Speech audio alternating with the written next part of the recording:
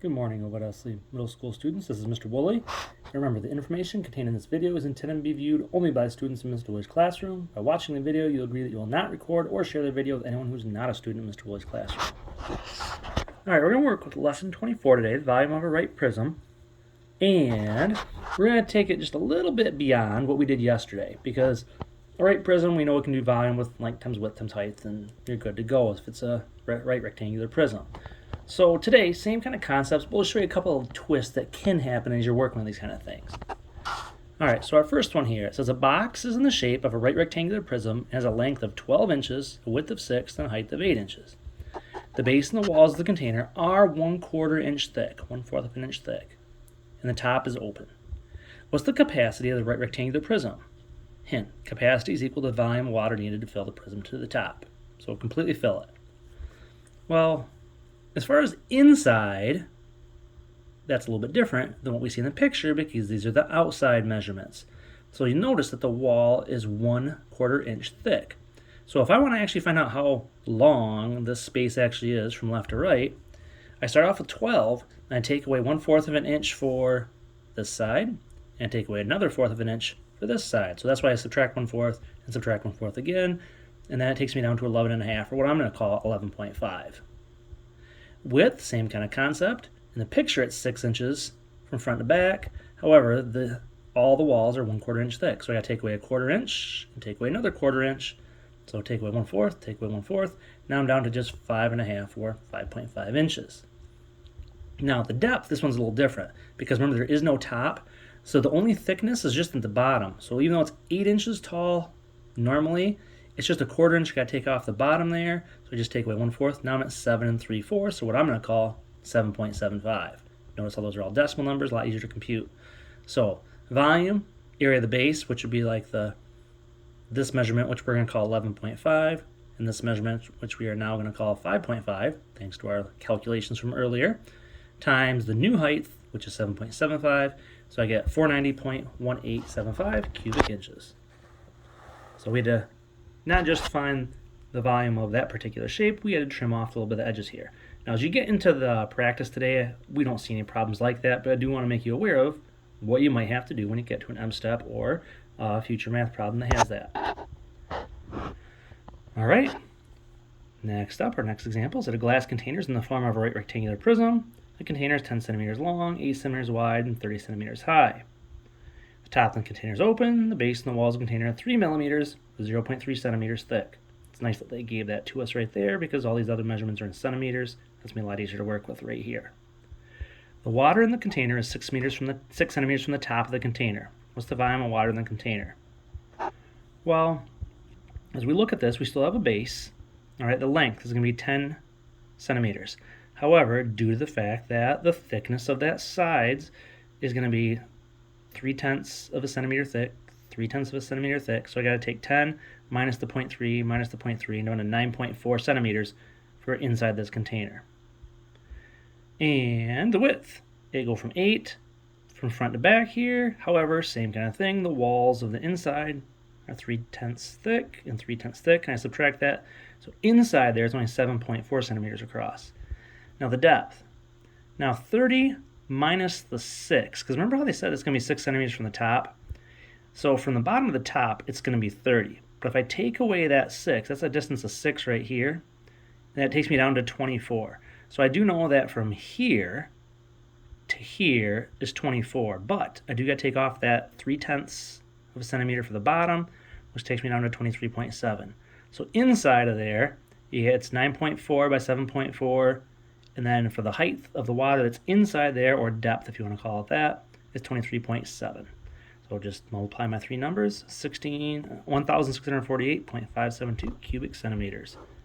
So both of these problems involve me subtracting the thickness of the walls of the container. Next up, example 2. It says 7.2 liters of water are poured into a container in the shape of a right rectangular prism. The inside of the container is 50 centimeters long, 20 centimeters wide, and 25 centimeters tall. How far from the top of the container is the surface of the water? And keep in mind that 1 liter is 1,000 cubic centimeters of water. That's an important little conversion for us. Now the good news is I don't have to do what I did here and subtract the thickness, because the measurements, they said, were already the measurements of inside the container. So I don't even have to worry about subtracting any of the walls or anything like that. Now what I do gotta worry about here though is they said that 1 liter is 1,000 cubic centimeters. So really 7.2 liters, because that's what I have, is how many cubic centimeters? Well, if you think of our proportion relationships from way back earlier in the year, if this equals this, then this equals x, a mystery number for right now. So our two steps from proportion relationships, I cross multiply. 1,000 times 7.2 gives me 7,200, and then divide by my leftover number, which in this case is just a 1, and 7,200 divided by 1 is just 7,200. So that is the volume of the water that's in there right now. So not a huge deal, but just a little conversion we had to remind ourselves of. Now, how are we going to do this? Because I know the volume, but not one of my measurements. Well, we can solve it with some algebra skills. The volume is supposed to be length times width times height for a rectangular prism. Well, I know the volume is 7,200. I know the length is 50. I know the width is going to be 20. And the height there, I'm not quite sure about. Because remember, here's the height of the container. We just don't know how tall the water is going to be right now. So what I'm going to do is I'm going to at least multiply what I know. I can do 50 times 20. So I get 7,200 equals 50 times 20 is 1,000 times h. Now think back to our algebra skills. I want to get the h all by itself, so instead of times 1,000, I divide by 1,000. Divide by 1,000. H, the height, is going to be 7.2 centimeters of water.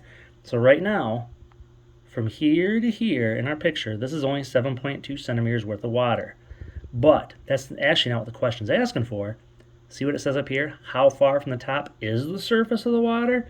So I got to go ahead and take 25 minus 7.2, and it'll tell me what this gap is right here. I'm trying to find that distance between the top and then where the water is, and that is 17.8 centimeters. So a few little extra steps to this problem. Not a major issue here, but there's a lot of small things we had to keep in mind. All right, we have a similar one here where we're missing one of our measurements. So this is our last example of the day. It says a fuel tank is in the shape of a right rectangular prism and has 27 liters of fuel in it. It's determined that the tank is 3/4 full. The inside dimensions of the base of the tank are 90 centimeters by 50 centimeters. What's the height of the fuel in the tank? How deep is the tank? And then once again, they remind us, 1 liter is 1,000 cubic centimeters of water. All right, so remember how we did our conversion up here, how I said 1 liter is 1,000, so 7.2 ended up being 7,200. Similar kind of concept, 1,000 centimeters from 1 liter, so 27 liters just times by 1,000 essentially, you get 27,000. Don't have to really divide by 1 like I did up here because you're going to keep the same answer. All right, so this is what that can actually hold for right now, because it's got 27 liters of fuel, so it's got 27,000 cubic centimeters of water. But that tank isn't quite all the way full. It's only 3/4 full, and that's how much it has in it. So now I'm going to go back to my proportion relationships. 3 out of 4 is not the full amount, 3/4. 3 equals this amount, and 4, the full amount, I don't know. So 3/4 equals 2,700 out of some full amount. So cross multiply 27,000 by 4, and I get 108,000, and cross multiply, second step is to divide by the leftover number, so 108,000 divided by 3. So full capacity is 36,000. All right, that's 36,000. So right now it's 3/4 full. It's got 27,000 out of the 36,000 that it could hold. So now, that's if it's actually full. So right now, it's a 36,000 cubic centimeters tank that it can hold, and it measures 90 by 50, and we just don't know the height yet. So I can at least do this portion of it and get 90 times 50, and I get 4,500. Divide each side by 4,500, and I get h equals 8. So the height is 8 for the full tank. However, remember how it's only 3/4 full? Well, 3/4 full, so 3/4 of 8 is going to be 6. So full height, 8. Right now it's currently got 6 in it because it's only 3/4 full. And that'd be our answer. That's a pretty tough one. It's like a challenge level problem. You're not going to see that on your homework. However, you are going to see this type of problem, though, on some of your practice stuff today. So you don't have a homework assignment, it's just practice, where you have the volume, You have two of the measurements. What's the third measurement? So this kind of portion right here is something you'll have to work on a little bit as you work on some practice stuff today, and you'll see it in your tests next week as well. So, all right, we'll go ahead and try your practice in Schoology, and thank you for watching.